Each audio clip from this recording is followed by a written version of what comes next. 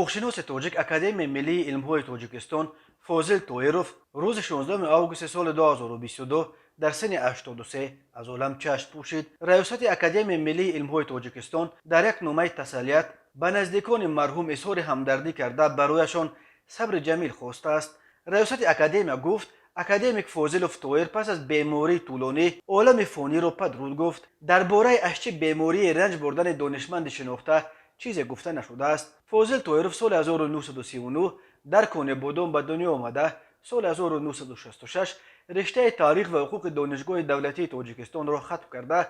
30 سال در همین دانشگاه و بعداً از سال 1995 سالهای زیادی در اکادمی علم‌ها کار کرده است. فاضل طاهروف هنوز سال 1988 صاحب عنوان دکتر علم‌های حقوق شناسی و سال 1990 سزاوار عنوان پروفسور شده. سال 2008 اکادمیک یا عضو پیوسته اکادمی ملی علم‌های تاجیکستان انتخاب شد. فاضل طاهروف سالهای 1990 1995 رکتور دانشگاه دولتی تاجیکستان، سالهای 1995 2006 سرکاتب علمی اکادمی علم‌ها و سال 2006 مدیر پژوهشگاه دولت و حقوق اکادمی علم‌های جمهوری تاجیکستان و بعداً رئیس جمعیت دانش جمهوری تاجیکستان بود. در گذشت اکادمیک فاضل طاهروف را بسیاری ها تلفات بزرگ برای علم حقوق شناسی تاجیکستان عنوان می‌کنند.